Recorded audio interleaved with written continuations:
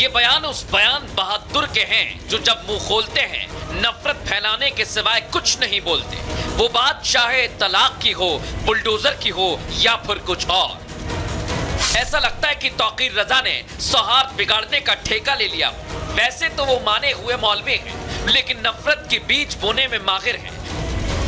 अब देखिए, मुस्लिम युवा नशे की ओर जा रहे हैं तो दोष किसी और को दे रहे हैं। इससे भी मौलाना का दिल नहीं भरा तो मुस्लिम बेटियों के नाम पर भड़काने लगे। क्योंकि हुकूमत के तरफ से ये तमाम काम हो रहा है कि मुस्लिम बस्तियों में नशे को इस तरह आम कर दो।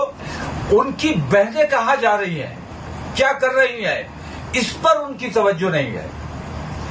तो किसी की बहन भाग इसलिए रही है कि वो देख रही है कि मेरे घर वाले इस लायक नहीं है कि मेरी शादी होगी, मेरा भाई इस लायक नहीं है कि मेरी शादी होगी, भाई नशे में मुलव्विस है। मुसलमानों में जिस प्रकार से 3 तलाक, हलाला, बहुविवाह और अशिक्षा, उसको लेकर के वो दहशत के कारण वो हिंदू धर्म की तरफ पलायन कर रही हैं और घर वापसी कर रही हैं। ज़्यादातर नशा का व्यापार करने वाले मुसलमान हैं, जेलें पटी पड़ी हैं मुस्लिम युवाओं से जो नशे को फैला रहे हैं। ऐसा नहीं है कि तौकीर रजा पहली बार भड़काऊ बयान दे रहे हो। इससे पहले कई बार सौहार्द बिगाड़ने का खेल खेल चुके हैं और लोगों को बरगलाने की कोशिश करते रहे हैं। इस खेल में धार्मिक नेता ही नहीं, राजनेता भी कम नहीं है। 5 दिन पहले ममता के सबसे चहेते मंत्री फिरहाद हकीम ने गैर मुस्लिम बिरादरी को बदकिस्मत बता दिया। इतना ही नहीं, लोगों को धर्मांतरण के लिए उकसाया। যারা দুর্ভাগ্য নিয়ে জন্মেছে, যারা ইসলাম নিয়ে জন্মায়নি, তাদেরও দাওয়াতে ইসলাম অর্থাৎ ইসলামের দাওয়াত দিয়ে তাদের মধ্যে নিয়ত নিয়ে ঈমান নিয়ে আসলে এটা আল্লাহ তাআলাকে খুশি করা হবে। धर्म के झंडा बरदार कब समझेंगे कि इस देश में ऐसे बयानों का कोई मतलब नहीं है, लेकिन अपनी दुकान चमकाने के लिए समाज में जहर फैलाने से बाज नहीं आ रहे। ऐसे में सवाल ये कि क्या ये धर्म के ठेकेदार जानबूझकर ऐसे बयान देते हैं? सवाल ये भी है कि ऐसे लोग विवादित बयान देकर किसको खुश करना चाहते हैं? और सबसे बड़ा सवाल ये कि कट्टर सोच के खिलाफ लगाम कैसे कसी जाएगी?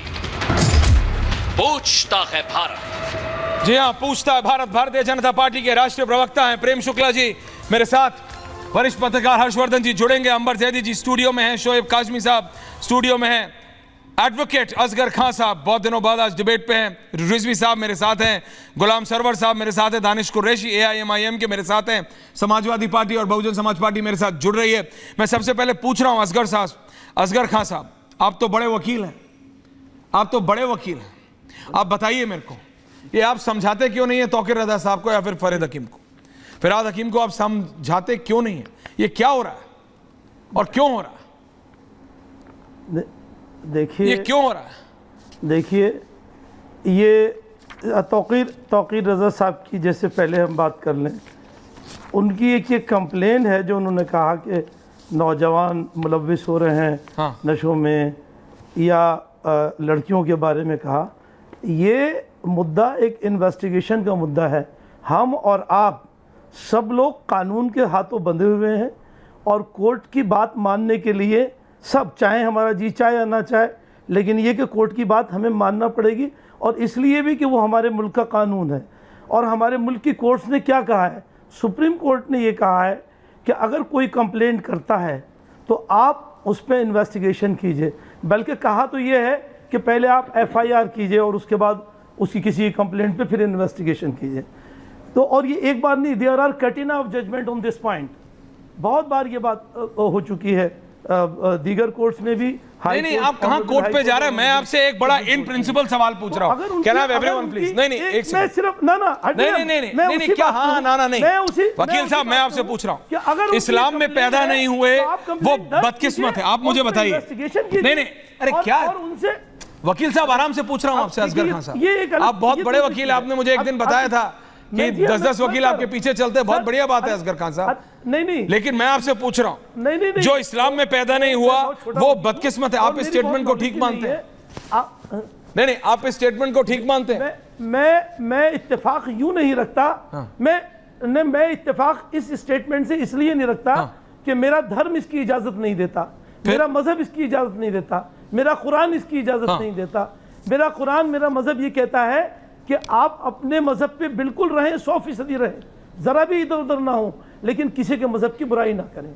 अगर आप इस एंगल से कहते हैं, ये बात तो उनकी ठीक है कि भाई हमारा मज़हब सबसे अच्छा है, जो हमारे मज़हब में है हमारा मज़हब सबसे, लेकिन अगर वो किसी और को बुरा कहते हैं तो ये मेरे हिसाब से गलत है, क्योंकि कुरान के अल्फाज हैं लकुम दीनुकुम वलिय दीन, और आपका मज़हब आपके साथ, हमारा मज़हब हमारे। वो मैं कह रहा हूं, सबका ऐसा नहीं है कि भाई सबके आराध्य, सबका दीन, सबका जो धर्म है, आप उस पर टिप्पणी क्यों करनी है? मैं इत्तेफाक नहीं करता। Okay okay, that's your point. इत्तेफाक नहीं करता, किसी मैम टिप्पणी नहीं करना चाहिए किसी अंबर जी, एक-एक करके सर। प्रेम जी आ रहा हूं आपके पास। तौकीर रजा खान की अगर कंप्लेंट है, okay, point taken Asgar Khan साहब, now calm down, thank you Khan साहब, thank you. Okay, relax, opening comments है जी। देखिए ऐश्वर्या, सबसे अहम बात है, और आपने बहुत अहम और बहुत इंपॉर्टेंट सवाल वकील साहब से किया था, लेकिन वकील साहब ने सिर्फ पूरी जलेबियों की दुकान खोल डाली। उन्होंने जो फरहाद हकीम ने कहा या तौकीर रजा खान साहब ने कहा, उस पर उन्होंने वकील और कोर्ट और सब कुछ खोल डाले, लेकिन बयान को लेकर उन्होंने एक भी कोई ऐसी टिप्पणी नहीं की जिसको कहा जाए कि हाँ बहुत एक पढ़े लिखे वकील वाली बात कर रहे हैं जिम्मेदार। देखिए सबसे पहली बात यह है कि इस तरह के बयान, तौकीर रजा खान हमेशा देश में सौहार्द बिगाड़ने का काम करते हैं, उधर से फरहाद हकीम, ये जो पूरी इक्वेशन है इसको समझने की जरूरत है कि जहां पर क्या इक्वेशन है, प्लीज एक्सप्लेन। है कि वेस्ट बंगाल में जिस तरह से ममता बानो जिस तरह की राजनीति कर रही हैं, उस पे प्रधानमंत्री को संज्ञान लेने की जरूरत है।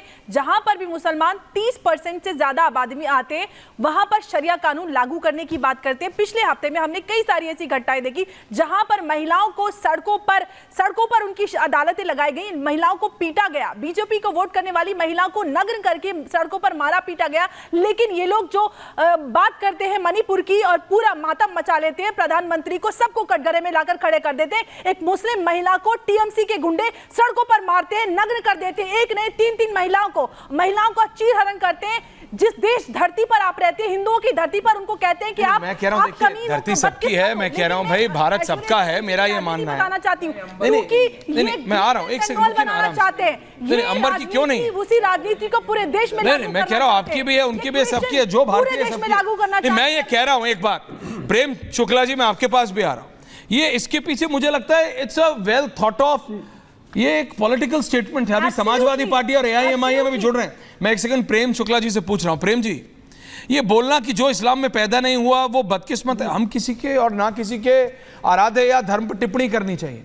तो टीएमसी के नेता, कलकत्ता के मेयर ममता बनर्जी के one of the closest aides, मतलब मंत्री हैं, कैबिनेट मंत्री का दर्जा होता है कोलकाता के मेयर के पास, वो ये कहते हैं, और ना ममता बनर्जी कुछ बोलती हैं, ना अभिषेक बनर्जी और ना राहुल गांधी। ऐश्वर्य जी राजनीतिक टिप्पणी नहीं, आपराधिक टिप्पणी है जी। और श्रीमान असगर जी, मैं धर्म के आधार पर चलने वाले किसी देश का नागरिक नहीं हूं, मैं संविधान के आधार पर चलने वाले देश का नागरिक हूं। धर्म के आधार पर तो कोई गौकशी करता हुआ मिल जाए तो मेरा धर्म मुझे बताता है कि सामने वाले की हत्या कर दो, लेकिन मैं उस धर्म को नहीं मानता, मैं संविधान को मानता हूं। अगर कोई गौकशी करते हुए पकड़ा जाएगा तो उस गौकशी वाले के खिलाफ कानूनी कार्रवाई होनी चाहिए, ये मेरा संविधान मुझे सिखाता है। उसी तरह से वो संविधान बताता है कि फरहाद हकीम ने भारतीय न्याय संहिता जो अभी अभी आई है उसके अनुसार धारा 113 का उन्माद फैलाने का अपराध किया है। फरहाद हकीम भी आपराधिक कृत्य के जो है अभियुक्त हैं, उसी तरह से तौकीर रजा भी भारत के संविधान के तहत, भारतीय कानूनों के तहत वो आपराधिक कुकृत्य करने के अभियुक्त है।